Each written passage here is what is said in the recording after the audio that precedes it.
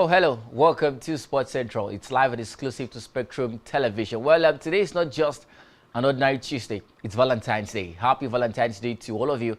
And we're back here to share our love with you in the form of talking sports, particularly. My name is Isaac, and I'm excited to be on the show this particular morning to, of course, take you through the biggest stories making rounds in this very exciting industry called sports. We talk about some tour level competitions going down as we continue preparations for the second Grand Slam of the year. We'll take a look at the NBA and how things are gradually shaping up as we look forward to the All-Star games. We talk football this particular morning.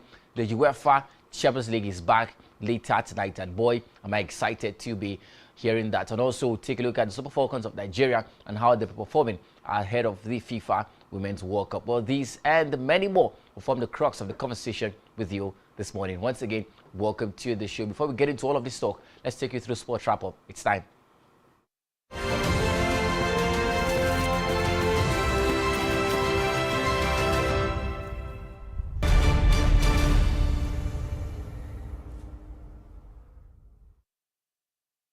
Well, tennis is where we start from this particular morning. Grigor Dimitrov wasted little time kickstarting his 2023 AMRO Open campaign on Monday when the world number 28 is past Aslan Karasev 6-1, 6-3 in just 59 minutes in Rotterdam. The Bulgarian is a former finalist at the ATP 500 tournament, and he delivered a confident performance on the indoor hardcourt of the Rotterdam Ahoy. The 8-time ATP Tour Champion's reward was Monday's victory. It's the second round clash against fifth seed Hubert Hurkacz or Roberto Bautista Agut. Stan Wawrinka also made a strong start to his campaign at Rotterdam, winning a 7-5, 6-4 win against Alexander Bublik. It was Wawrinka's second win against the Kazakh this season after a straight set win at the United Cup competition. He would next face Richard Gasquet, who defeated Pablo Carreno Busta 2-6, 7-6, 6-2. Well, elsewhere, Laszlo Djere improved to 4 wins and no loss in the opening rounds this season with a 6-4, 6-4 victory against Fabio Fognini at the Argentina Open in Monday. Djere, who was an efficient 3-4-4 on breakpoints, will meet Buenos Aires debutant and top seed Carlos Alcaraz in the second round of the competition. It will be the best first ATP head-to-head matchup. Fognini, by the way, fell 3-0 on the year with defeat in what was the clear-cut match of 2023 for both players. Argentina's Pedro Cachin also advanced with a 7-6, 6-4 win against Thiago Montero to set up a second-round meeting with third seed Lorenzo Musetti, while Spain's Bernarda Zapata Miralles scored a 6-1, 3-6, 6-4 win against countryman Pedro Martinez to book a matchup against fourth seed and home favorite Diego Schwartzman. We're talking about the ladies. Number 18 Veronika Kudermetova held up former Roland Garros champion Barbara Krejcikova 6-4, 3-6, 7-6 in a nail-biting first round at the Qatar Open. Kudermetova needed exactly 3 hours to win her second straight match against the Czech, whom she had defeated 6-3, 6-3 in the final round of Cincinnati last year. Overall, Kudermetova leads the pro head-to-head record by 2 wins and just a loss, as well as triumphing in both of their junior encounters back in 2013. Kudermetova has now won all 4 tiebreaks she has faced this year, and her last 6 dating back to Tokyo in September. She will next face either Abu Dhabi runner-up Linmar Samsonova or wildcard Sofia Kenin in the next round of the competition. But let's talk basketball.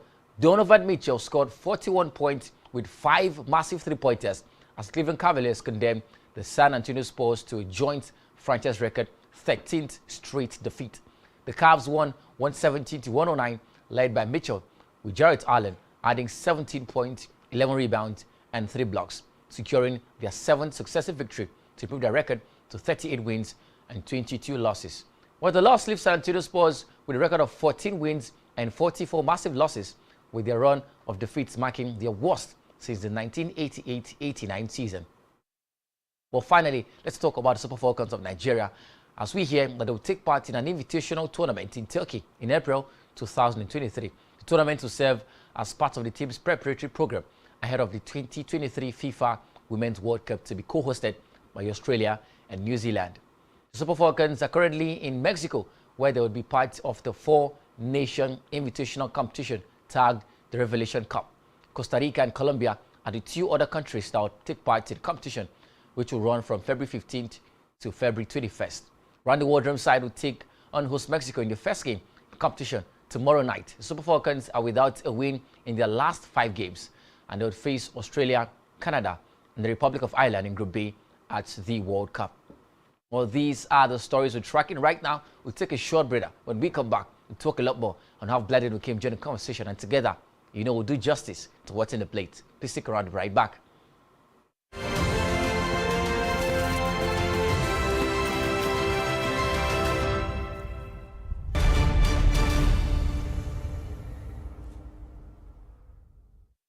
As Nigeria prepares for the general elections holding from 25th February 2023, broadcasters are enjoined to make ethical reportage their watchword. All political programs shall observe the provisions of the Nigeria Broadcasting Code and other extant laws relating to broadcasting. All broadcasting stations must adhere to the principles of pluralism and ensure equitable airtime to all political parties or views. All political programs shall adhere to the general principles of legality, decency, and truthfulness. For the avoidance of doubt, the broadcast of a political campaign, jingle, announcement, or any other form of partisan party identification or symbol ends not later than 24 hours before polling day. Hate speech is prohibited. Be professional. NBC, your right to quality broadcasting. Announcer Management.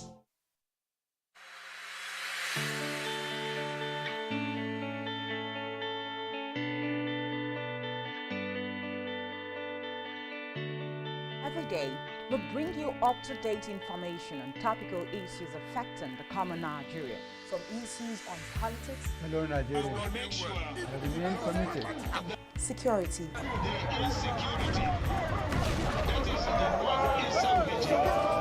education, health, lifestyle, and so much more.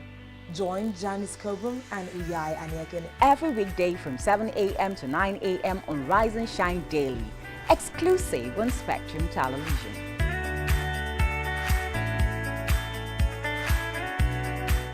One truth not often told is about the transformation that Africa has undergone in recent decades. Africa is shaping its own destiny and should be referred to as the African opportunity.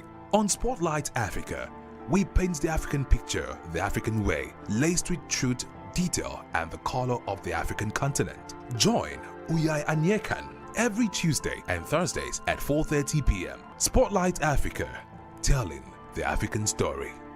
The Nigerian police, which is the only one allowed by grossly abused. Our governors have to share police powers with the president as stipulated by the constitution. We do not have a federal government police force. We have the Nigerian police force, which shall be administered, organized, and supervised by the Nigerian police force. No, my lord, I want to say something. I want to say something here.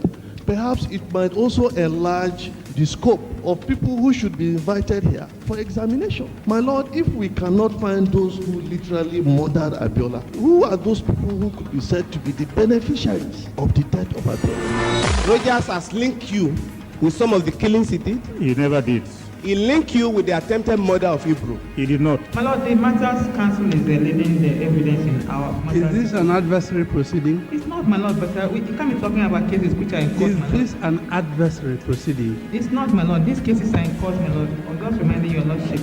My lord, sorry, my lord, I think I'll be in cross-examination. Legally Speaking, a program that deals with legal issues and questions we face as citizens of this amazing country, Nigeria. Legally Speaking. Join us every Friday from 5 p.m. to 6 p.m. for Legally Speaking.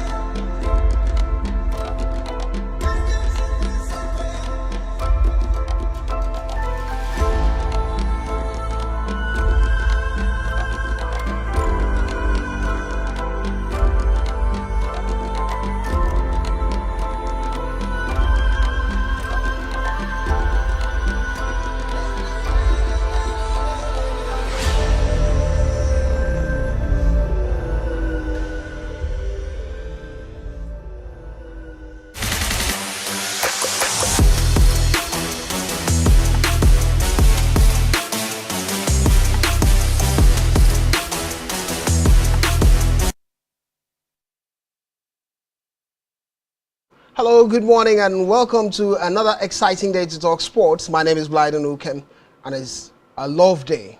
Valentine Day, happy Valentine to everyone, and the love is in the air. Well, according to the stories of love, which sometimes I get very perplexed, it would be a story of love, a story of happiness, a story of faith, a story of belief, and a story of increase and improvement. But I have Marizona for company. Today we'll have a love feast in the sports show. Welcome, Marizona. Yes, good So morning, good to have you. Blyden. Happy Valentine's Day. It's a day of love. But the truth is, you know, for some it's Valentine's Day. For others, it's the UEFA Champions League returning later tonight. I don't know where you stand. I really don't know where That's you a stand. love of football. Well, yeah, love of football particularly. But this is just a reminder that love wins every time. Love conquers all every time.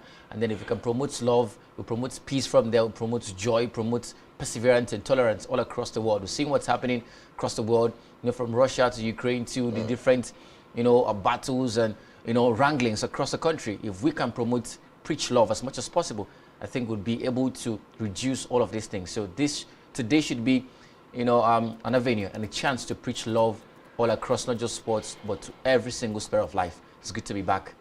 Good to be back, and good to do justice to what's in the plates, Marizona.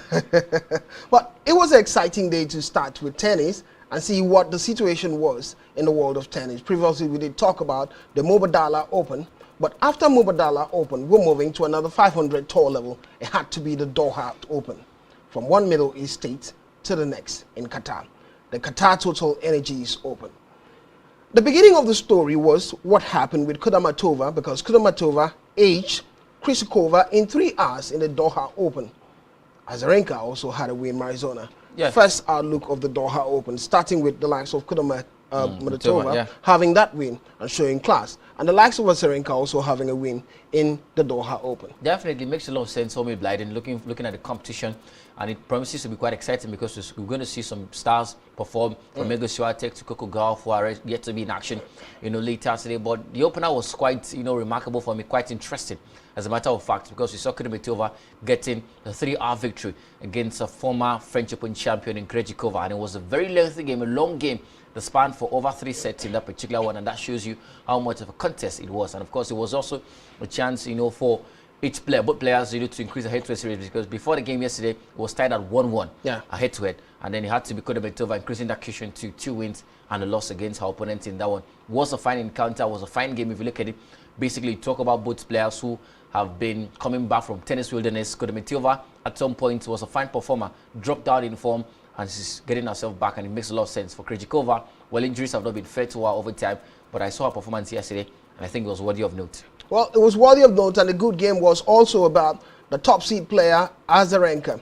She's world number 2 and doing quite well for herself, and showed some dominance in this particular game against the Chinese Ooze, winning 6-1, 6-1 in straight set. Just a matter of few minutes for her to dominate, a matter of 60 minutes for her to dominate and have a win in this one. They were also win by Trevisan, or rather Trevisan was beaten by Muchova in this particular one. 6-2, 6-2 it was in favor of Muchova. Decent games so far, and it's ticking up on what's happening in Doha, the excitement. Let's talk about the likes of Iga Swiatek, who are turning up to the party after the disappointment in Australian Open. The expectations are high. She ought to prove herself. Last year we saw Iga Swiatek go all out and have dominance in this particular competition in Doha. Now, what are we expecting from Iga? Well, sadly, Blyden, since Serena Williams, we've not seen, you know, a woman come through to tennis ranks and get consistent. You know, we've seen in the world number 1 spot, you know, switch from different players, from Belinda Bencic to Bianca Andreescu. You know, now it's Iga Swiatek, and right now she's not begun the season on the best of notes. I mean, she was expected to do better. She was the best fancy player at the Australian Open, but she never put up a fine performance. And then there are concerns about how she's going to get consistent and if she was going to put up the same energy we saw her put up last year. And I think this competition afforded her opportunity to get herself back on track and prove to the fans that she can actually get consistent. You know, we've seen time and time again from Emma Raducanu to Coco Gauff, you know, players come through the ranks but never get consistent. So these games would be a test of how consistent, you know, Iga Swiatek can be. I'm looking forward to seeing how she performs in this competition. I believe she has a lot of arsenal.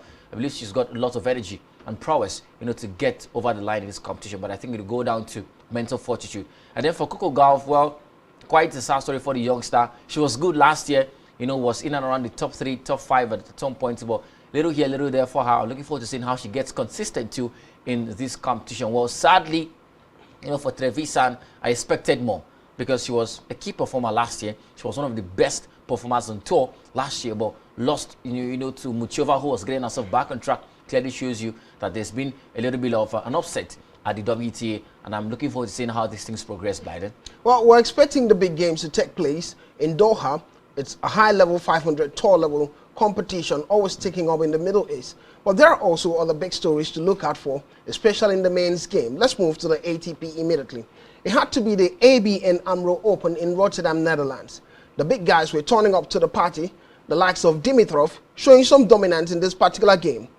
It's a round of 32, and Grigor Dimitrov had a dominant performance against Karatsev.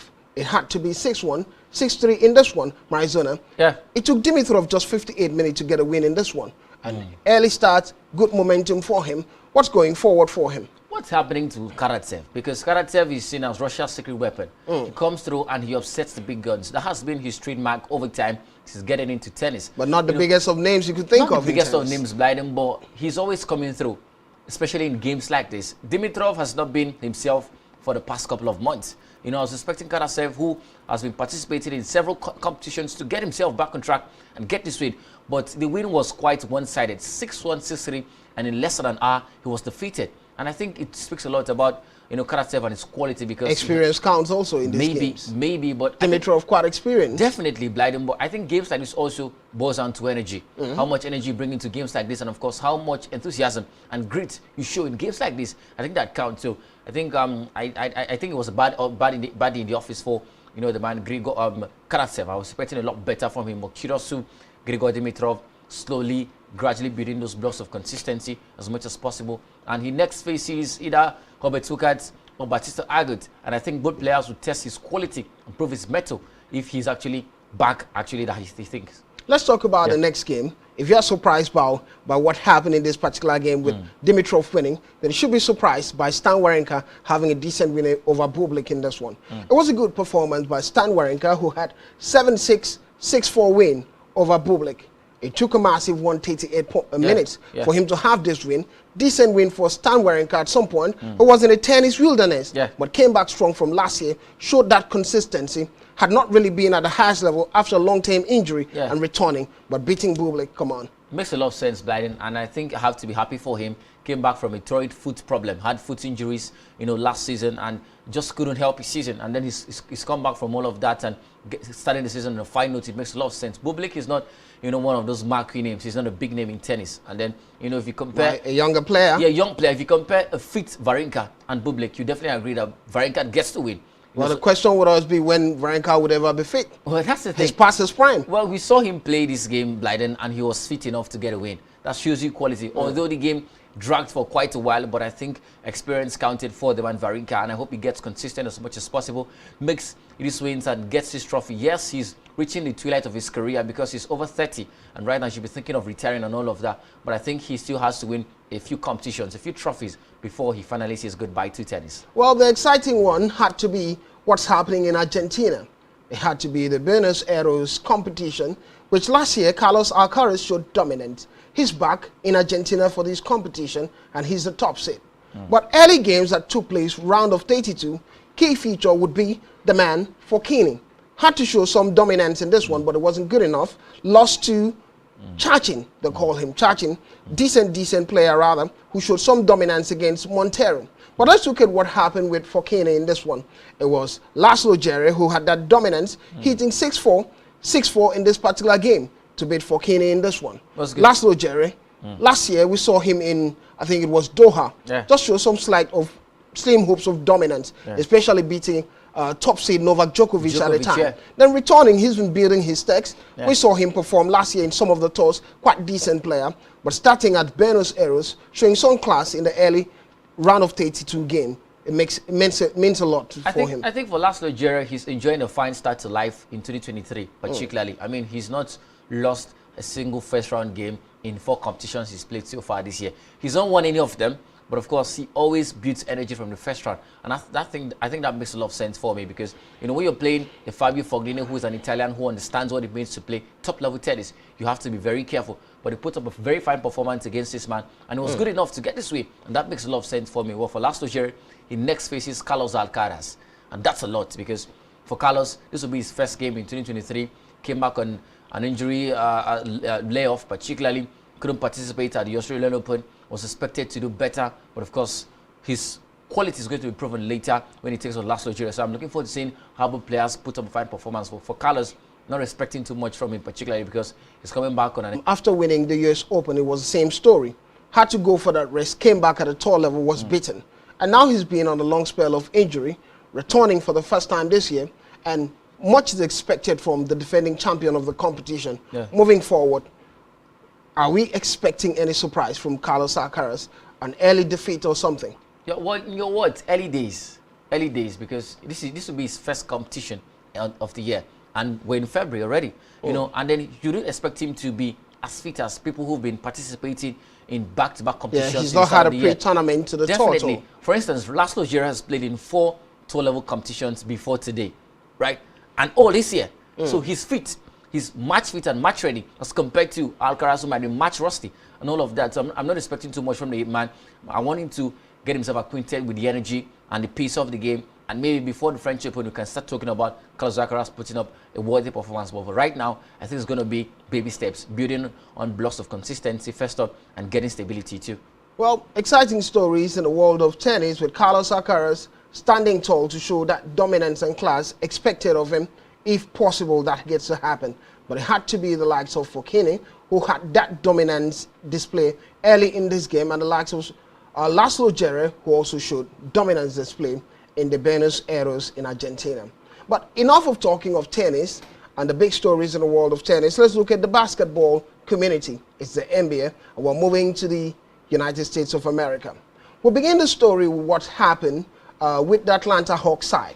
Not often you get to see Atlanta Hawks show some decent result in recent times, but the story continued because on the night, it was the Charlotte Hornet who had a good win against Atlanta Hawks on the night. The Charlotte Hornet had to end that losing streak, massive losing streak. It was about 5 losing streak to end this particular win against Atlanta. The big name, at some point he was a draft in the NBA, but he's beginning to turn up to the party, showing dominance for the side, and the Hornet had a decent win with 30 points from LaMelo Ball, showing class and dominance moving forward. 6 rebounds and 15 assists in this one, Mario. Well, the Hawks continue to struggle, despite being, you know, predators in the animal kingdom. You know, doom on the quality of the defensive side of this, you know, Atlanta Hawks side, because I was expecting more. For the Charlotte Hornets, they've not been the best of teams this season because it's been here and there for them. You know, they've not been able to get consistent. So getting a win against the Hawks clearly shows you that the Hawks have got a lot to do in a chase to qualify for the playoffs. So for me, kudos to the Hornets. LaMelo Ball was the biggest performance for them on the night. It was quite fantastic. But for Trae Young and the Hawks, they have to do better, Blyden. That's what we're talking about. A 7-game losing streak that snapped it to get this particular win in Arizona. And it speaks volume. And you look at the quality of LaMelo Ball. Not a consistent name when it has to do with the numbers. Definitely. But in this particular time and this night, he showed that class, hitting massive 30 points. I think it was just a good day in the office for him, basically, because we know as sports people, there are days where you're in your A game. There are days where you're just in the background. And this was just one of those days for LaMelo Ball. He was in the fine. He was, you know, had a fine game particularly. But consistency would always be the key word, because we talk about the biggest names in basketball. You know, Jason Tatum, LeBron James. You know, we're talking about Damian Lillard, Nikola Jokic. One key feature of their game is consistency. Every single other game, they put up these performances. For LaMelo Ball, yes, it's 30 points, but what's the assurance that he's going to score 30 points again in the next game, and the next game, and the next game? So that's a conversation. The reason why LaMelo is not in the conversation of a big player is because he's not consistent. But that's it. He's a fine talent player, but I look forward to seeing how he gets consistent. Blyden. Let's talk about those who've been consistent in losing. It has to be the San Antonio Spurs. They're really consistent in losing. Marizona is talking about consistency. But on the night, they couldn't change the narrative, especially when they're taking on the Cleveland side.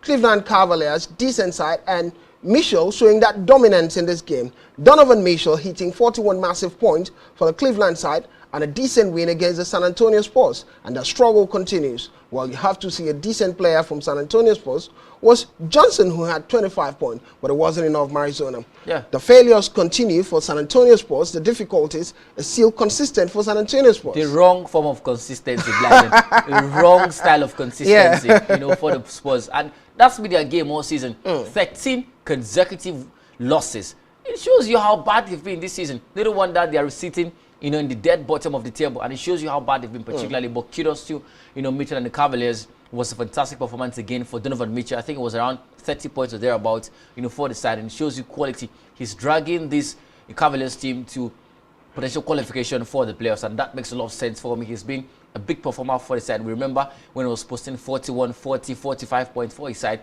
and despite all of the way they play, I mean, they play like an amateur basketball team this season. I don't know what's wrong with them. But psychologically speaking, they're down.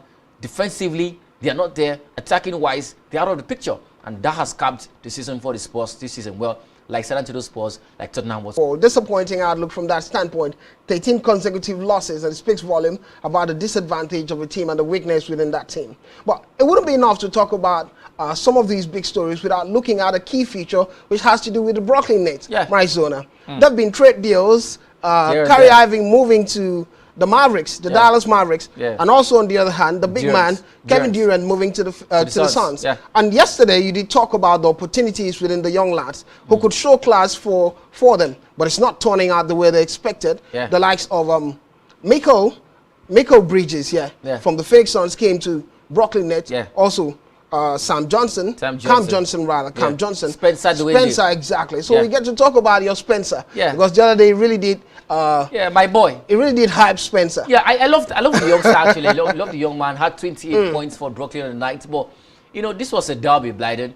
Brooklyn Nets against the New York Knicks. The battle for rivalry in the city of New York. And before today, it used to be the Brooklyn Nets leading because of Kyrie Irving and Kevin Durant. They would always come through and get these games. But these two performers were out. And sadly, the players in the team do not understand the efficacy of this derby. Spencer, he's just coming into the city. Cam Thomas, a young star, and a couple of other players. Michael Bridges, well, we never knew he was going to leave at all. Leave the Suns. That's the story. So, both of these players never understood how significant this game is. And that's why they lost to the Knicks, particularly because look at the Knicks. They were on a 9-game losing streak. They never lost. They never won the last 9 games, but got themselves back on track against the Brooklyn Nets. And believe me, if Kevin Durant and Kyrie Irving were in that game, things would have changed. But sadly, it is what it is, Blyden.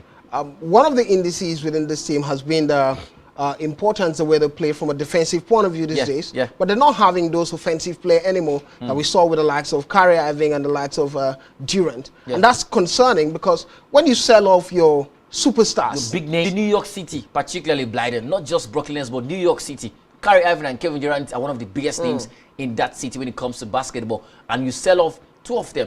And I think it speaks a lot about the ambition of the Nets, because right now they don't look to me like a team who are ready to win the playoffs, because you need your big stars to win the playoffs. They need time to grow.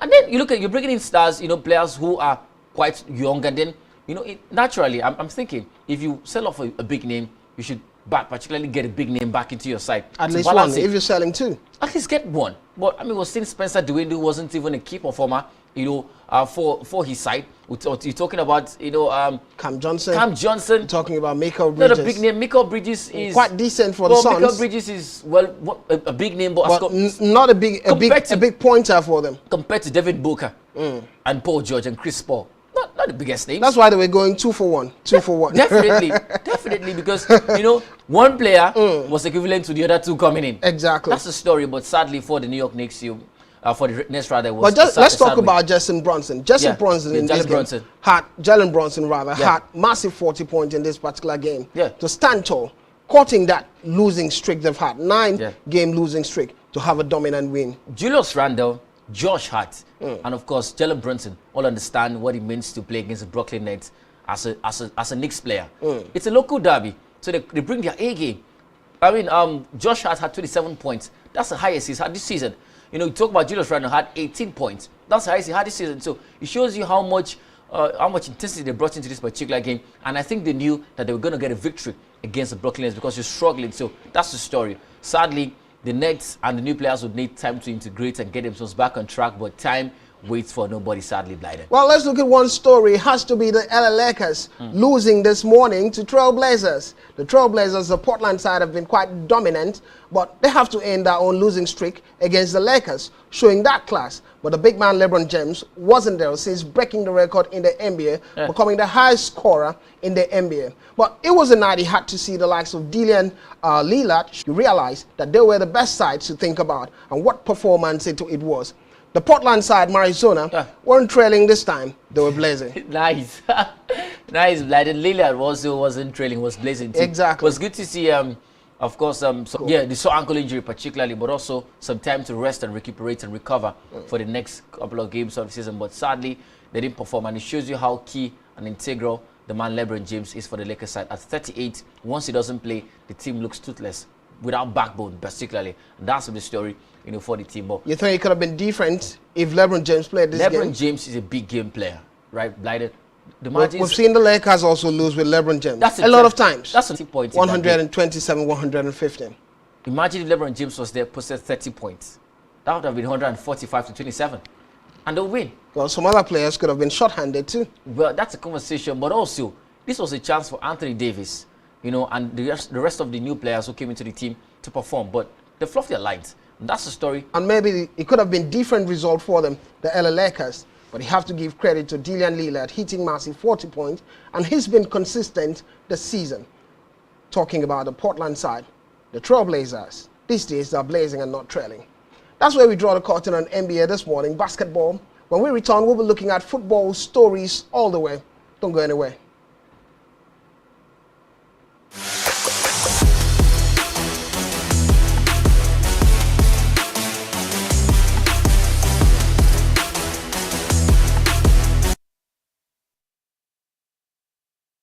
As Nigeria prepares for the general elections holding from 25th February 2023, broadcasters are enjoined to make ethical reportage their watchword. All political programs shall observe the provisions of the Nigeria Broadcasting Code and other extant laws relating to broadcasting. All broadcasting stations must adhere to the principles of pluralism and ensure equitable airtime to all truthfulness. For the avoidance of doubt, the broadcast of a political campaign, jingle, announcement, or any other form of partisan party identification or symbol ends not later than 24 hours before polling day. Hate speech is prohibited. Be professional. NBC, your right to quality broadcasting. Our governors have to share police powers with the president as stipulated by the Constitution. We do not have a federal government police force. We have the Nigeria Police Force, which shall be administered, organized, and supervised by the scope of people who should be invited here for examination. My Lord, if we cannot find those who literally murdered Abiola, who are those people who could be said to be the beneficiaries of the death of Abiola? Rogers has linked you with some of the killings he did. He never did. He linked you with the attempted murder of Hebrew. He did not. My Lord, this is an adversary proceeding. It's not, my Lord. These cases are in court, my Lord. I'm just reminding your Lordship. My Lord, sorry, my Lord, I think I'll be in cross-examination. Legally Speaking, a program that deals with legal issues and questions we face as citizens of this amazing country.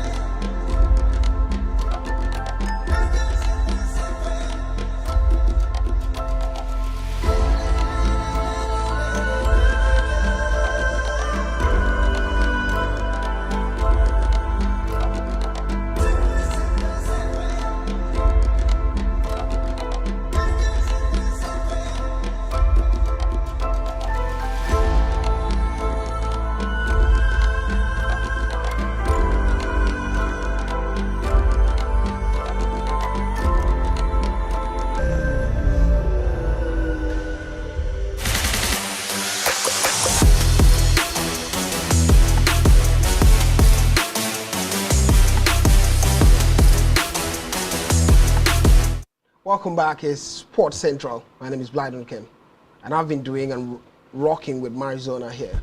Marizona, it's exciting so far. Definitely, rocking on Valentine's Day makes a lot of sense, Blyden, and I'm already seeing pictures on social media, and of course, what people are doing for their lovers, you know. So, well, at this point, I'll just ask if I'm gonna put a lot of stuff on social media about Valentine's Day, and typical of Zata. Yeah, he likes to do those things. And let's go to the show, Mari. Let's go to the show, Mari. Well, it was an exciting day to look at all the big things happening in the world of sports and the intensity that comes with it. But before we look at football, matter of years, he's not sure he'll continue with UFC. Well, he has a fight to take on Alex Pereira, who had defeated him previously. And Alex Pereira has been a big problem for Israel Adesanya, because Alex had beaten Israel Adesanya right from the kickboxing days before coming to the MMA and then in the UFC. But he says, I'll have the rematch. I want to finish on top, Marizona. Yeah. And it wouldn't take me 5 years. Probably I'll retire. I'll get to do something else.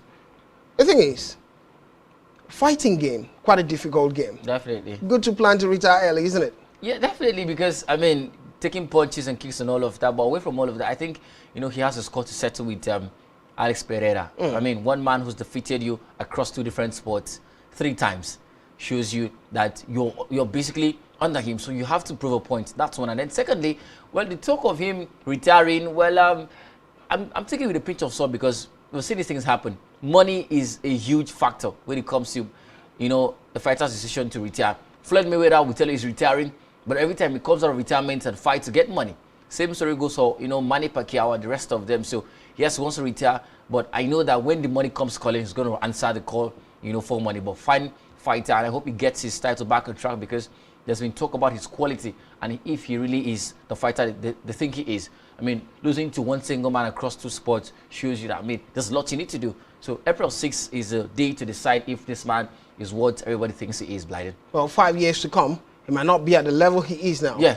Might not be this strong and this athletic. He's called the last style bender. Yeah. And you look at talking about money, he's the 2nd highest earner in the UFC. Yeah, definitely. The first is Conor McGregor. Conor McGregor, obviously, and it shows you a lot of quality. And then, you know, the sad thing is, you know, Conor, you know, made bulk of his money when he moved to boxing, you know, to do a few boxing stints and all of that. So likely you might see that with Israel Adesanya. Maybe. I saw a story a couple of days ago, you know, where Tyson Fury was, you know, trying to, you know, tell Francis Ngannou, the MMA man, to cross over to boxing. Let's fight at boxing. That's a conversation too. Ngannou is big, man, but you look at Israel Adesanya, maybe doesn't even look like a boxer. A whole different division, and a whole different. It doesn't have to be the heavyweight division.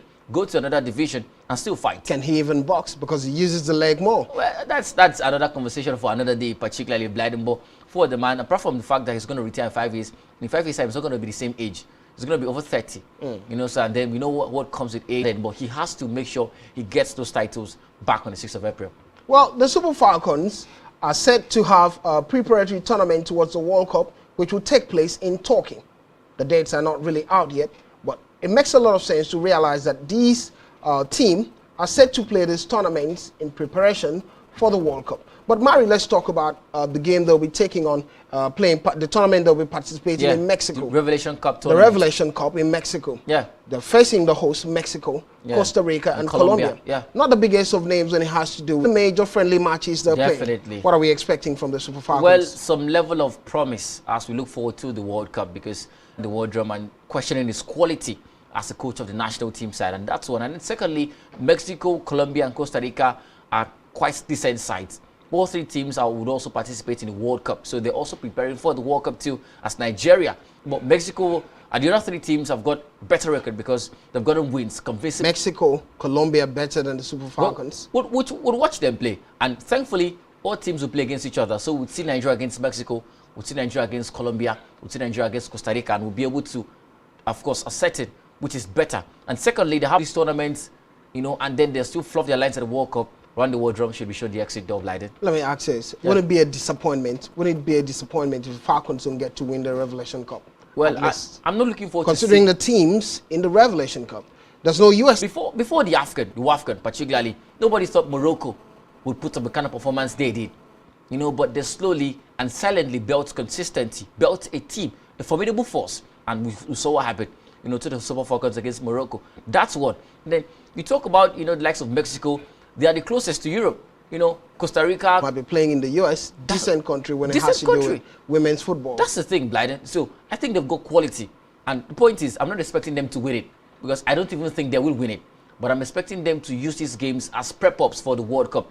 You know, cross your T's and dot your I's. Take a look at the different blips and lacunas in your team and use that time to fix them. You have 2 competitions, you know, to fix all of these problems. If they don't perform well at the World Cup and at least get across the group stages, Randy Wardrum should be sacked.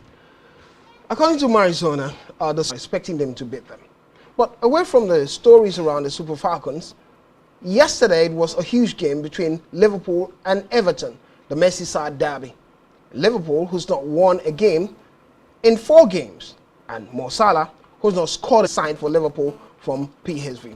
That's the story. Shocking result for you, or expected, because we look at Everton.